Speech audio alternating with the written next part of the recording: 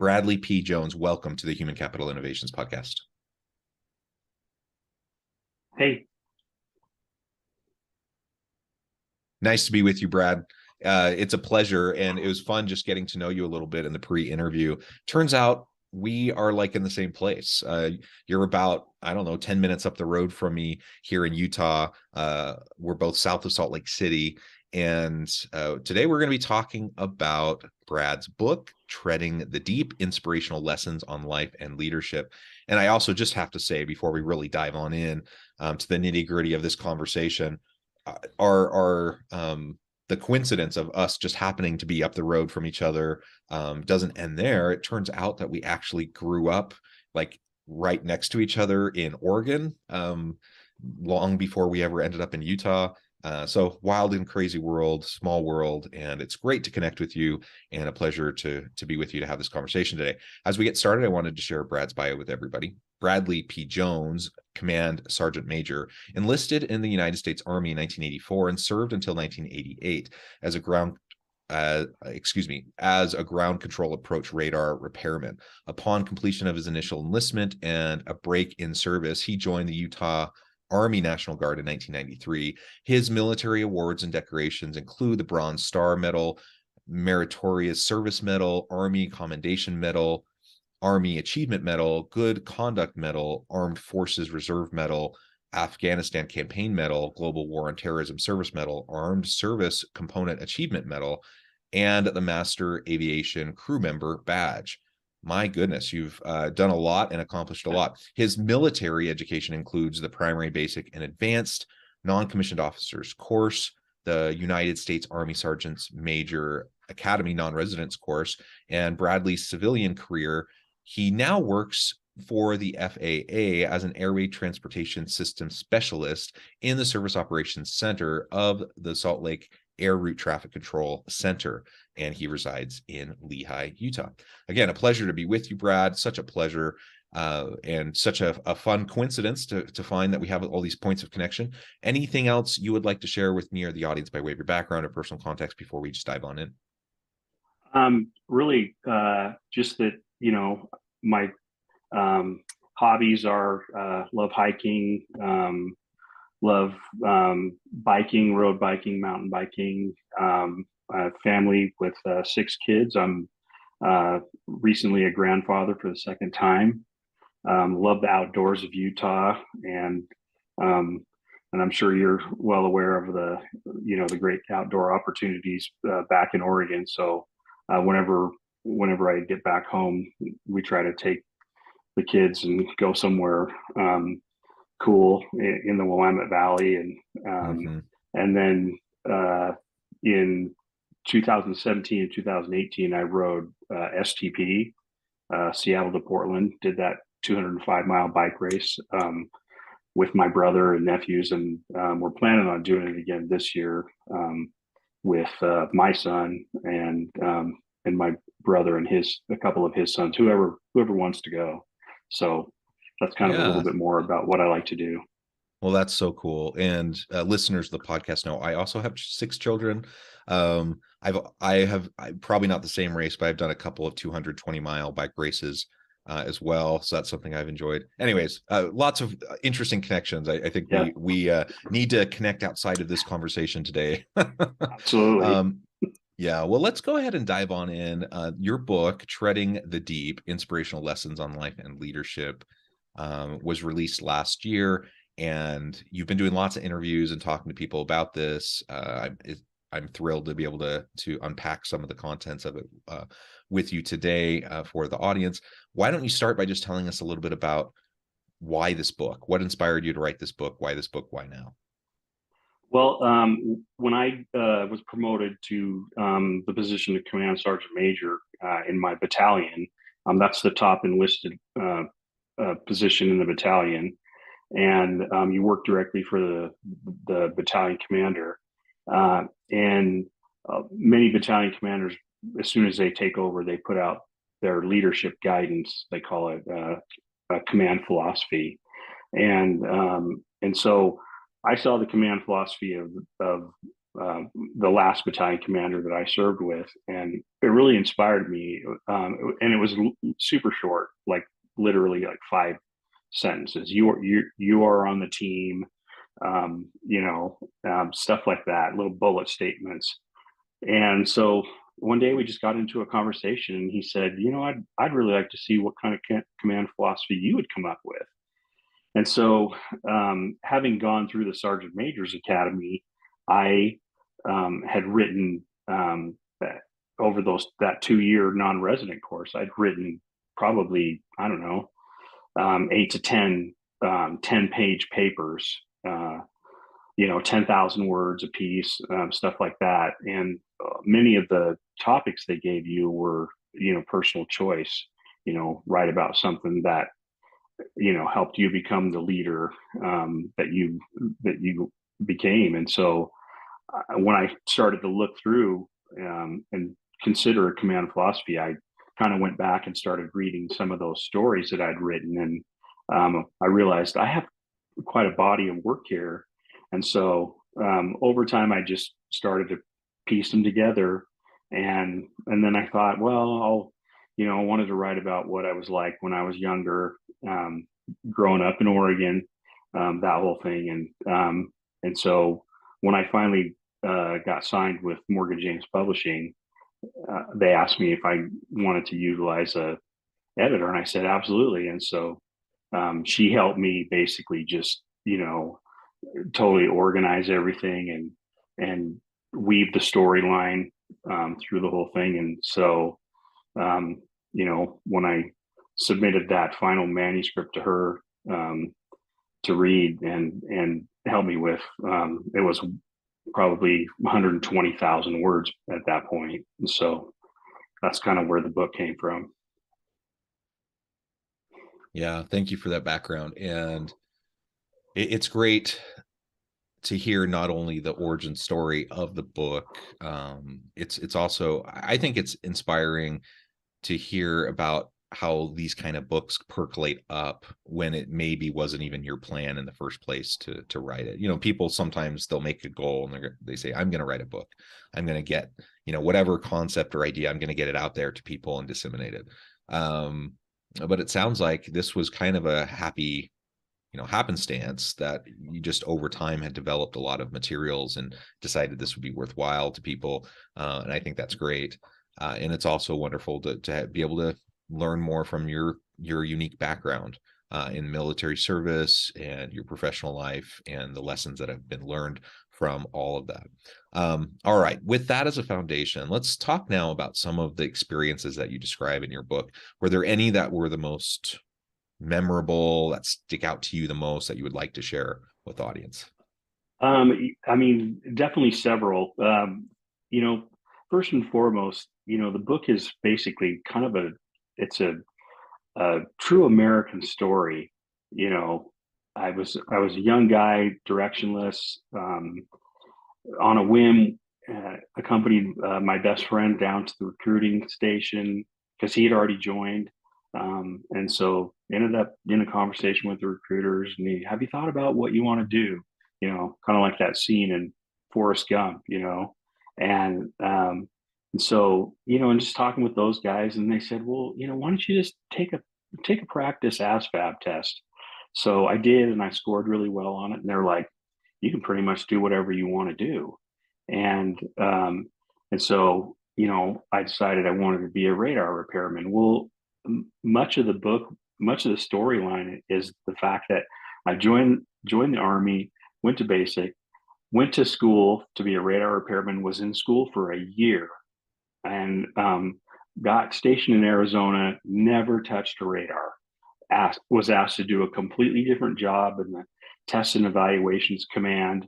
And we were the part of the electronic proving ground, which is, back then we were testing night vision goggles, and UAVs were brand new and being tested. And then I was on a team that tested basically the genesis of GPS. And so all that stuff was being field tested back then. So I never got to work on a radar. Got out, came here to Utah after serving a mission, and joined the Utah National Guard, and then started working on Apache helicopters, and did that, loved that.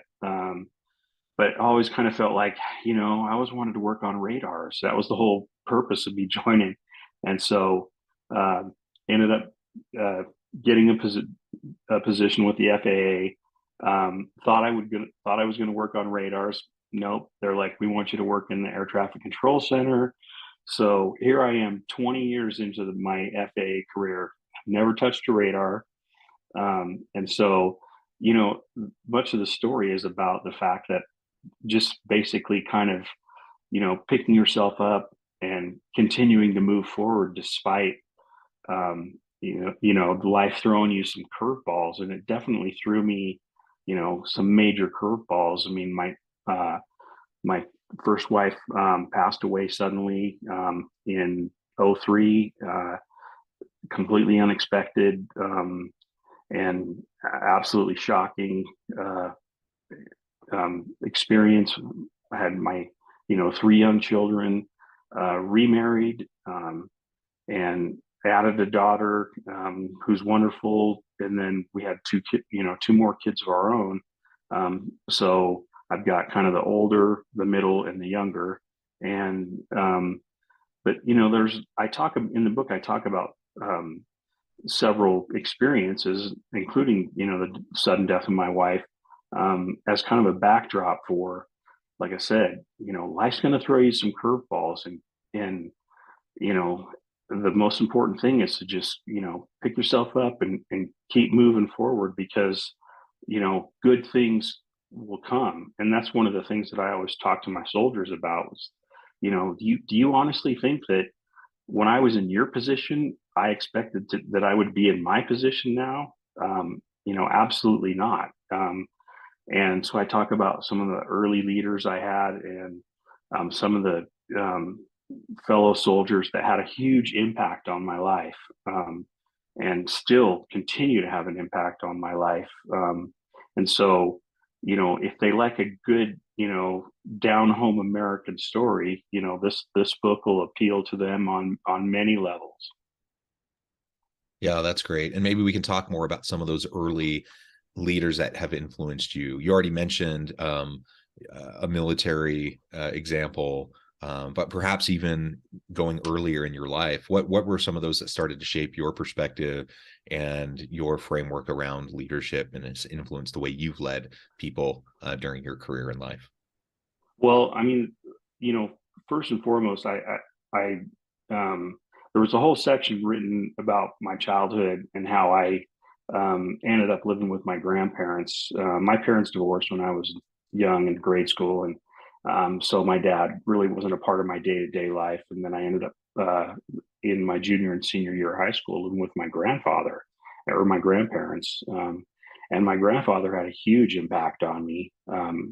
Still to this day, I hear his voice in my head. And then, going into the military, I mean, that's obviously it's a very shocking experience for most people. And then those early leaders, I talk about, the invaluable service that our drill sergeants do for, our sons and daughters in helping them, jolting them into adulthood, and and being responsible, and in some very uncomfortable ways at times. And so if the reader's never been in the military or ever associated with the military, this book will speak to them, because it is a roller coaster ride through basic. I mean, most of the I'm well over 100 reviews uh, on both Amazon and Goodreads and Barnes and Noble, and the comment I get the most is that they feel like they're with me on the ride. And I have to kudos to my editor, because she helped me to pull the reader in to my level, to seeing things like they're standing right beside me. And so, the early leader I had, I talk about him. His name's Jack, and he just he was the father figure that I kind of never had, and just had a tremendous impact on the leader I became, because I always measured every leader after that against Jack. And then I had a sergeant major back then that I got to know pretty well, and the guy was had 2 tours in Vietnam, ran a POW camp in Vietnam. Just an amazing story, and I got to know him on a personal basis, and I was never comfortable when I was around him. I was always, sitting up straight, on my seat and back all straight. And so, but he had a huge impact on me. And so, then there are the stories in the book about the dumb things that I did as a young soldier. I'm sure that many readers who had experience in the military will be able to relate to those. And so I wrote about them. I drove a 5-ton truck clear across the base in Arizona, and never took the emergency brake off the trailer I was towing, and pulled into the motor pool, and this massive cloud of white smoke just, as I stopped, it just continued on and went past the cab of the truck. And I just hopped out of the truck and just looked at the ground. Oh my gosh. And those emergency brakes on that trailer were red hot, and just some very embarrassing things that happened that I now laugh about. But they were character builders for me. And so, those are the stories that, when I became a sergeant major, that soldiers would come up to me and say, hey, Sergeant Major, can you tell us the story? Tell us that story about when you got kicked out of either your first leadership school, but eventually ended up graduating from the school with the most demerits in the history of the NCO Academy in Fort Bliss, Texas. So there's that story. And so, like I said, the reader is going to be taken on a ride that they've probably never experienced. Oh, that's so fun.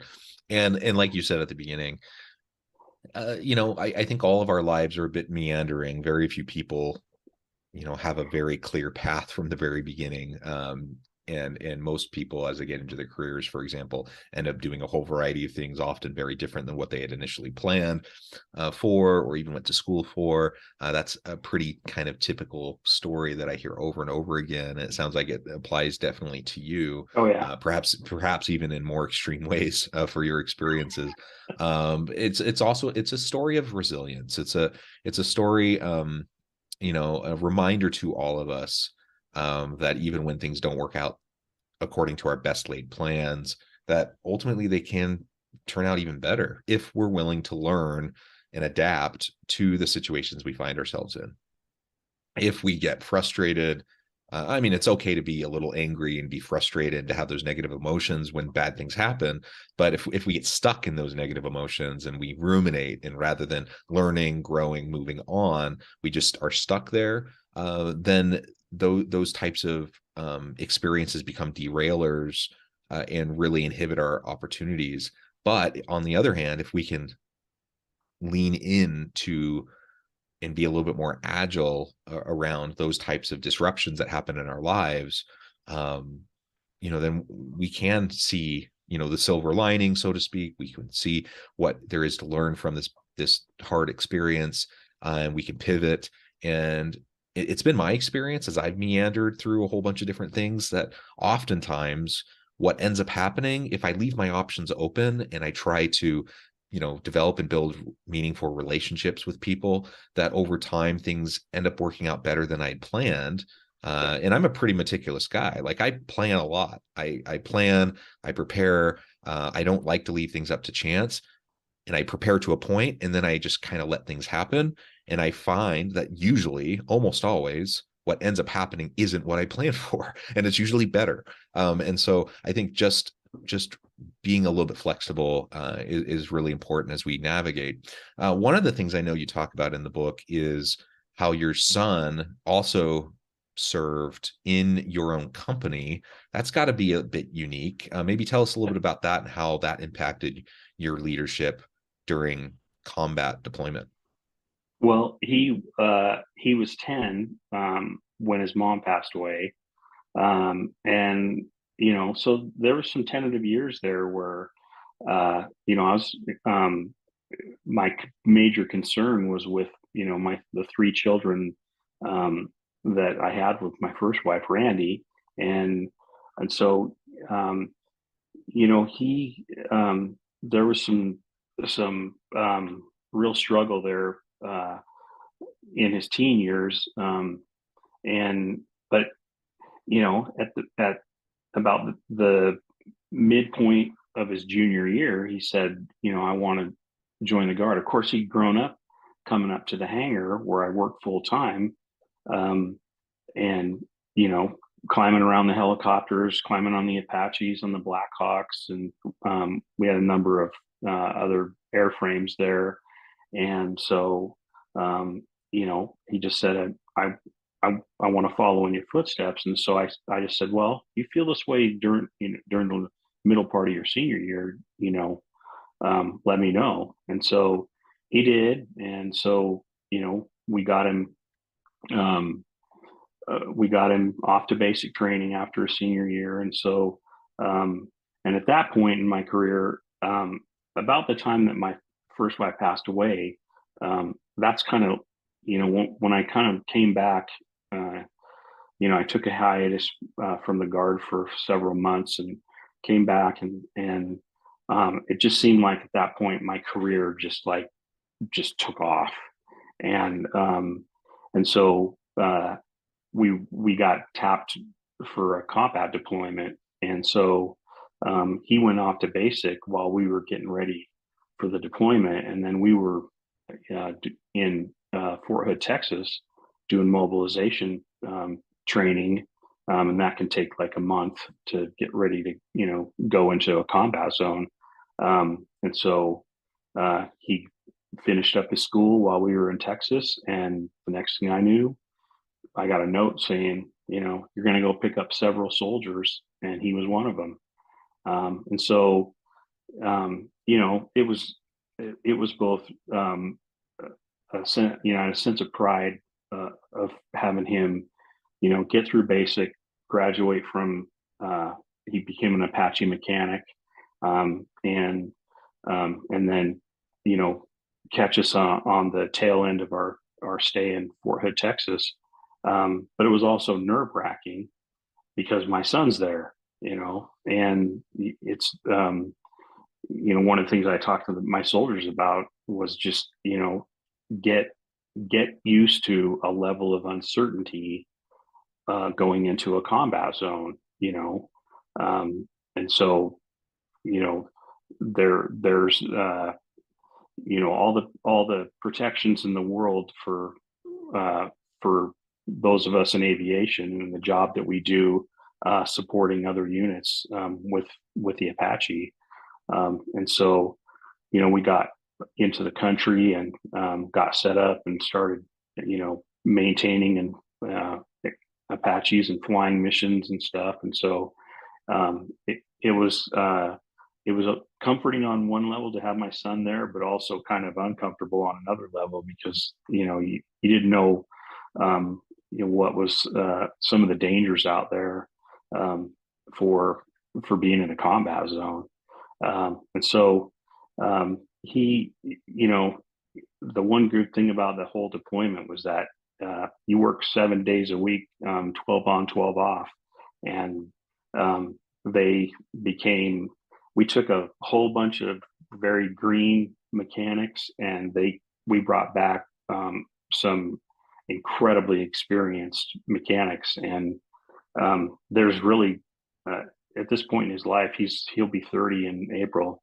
There's really nothing he can't fix. I mean, I'm going to him now, asking him questions about my cars, because he came back and continued on and has been a mechanic, and so he far surpassed me a long time ago when it came to being a mechanic and knowing how to fix things and knowing, what makes things, what breaks things and what fixes them and stuff. And so he's a great resource for me now to ask questions of, have you ever messed with this? And so, Yeah. he's it gave him tremendous life experience. Yeah. Well, that is fantastic. Brad, it has been a really fun conversation. I know at the time I'm going to have to let you go here in just a minute. There's a lot more that could be said, but that's the beauty of having a book that people can pick up and check out the stories and learn the principles that you share throughout and apply. And, think about how we can apply these into our lives, into our workplace experiences, our own leadership philosophy. As we start to wrap things up, I just wanted to give you a chance to share with the audience how they can connect with you and find out more about your work, and then give us the final word on the topic for today. Well, they can connect with me on Instagram at author Bradley Jones, all one word. I'm on Twitter, author BP Jones, and then Facebook is Bradley.Jones.3914. And so I'm out there on social media, try to post, positive things. And I've got some great content with, snippets of my book. Also, some of the Apache photos and videos that I've taken over the years. I'm putting those up on social media. And so, and like I said, my book is basically an American story. It's kind of a, not really appropriate for me, but kind of almost a rags to riches kind of story. Young man starts off in life and kind of directionless, and then goes into the military, and then hits a stride at some point along the way. Has some tremendous ups and downs, and so one of the things that I'm most proud of is that when the reader finishes the book, I guarantee you they will say that they have been on a ride that was moving, poignant, and unforgettable. I love it. Thank you, Brad. It has just been a real pleasure. I encourage the audience to reach out, get connected, find out more about what Brad can do for you. Check out the book. And as always, I hope everyone can stay healthy and safe, that you can find meaning and purpose at work each and every day. And I hope you all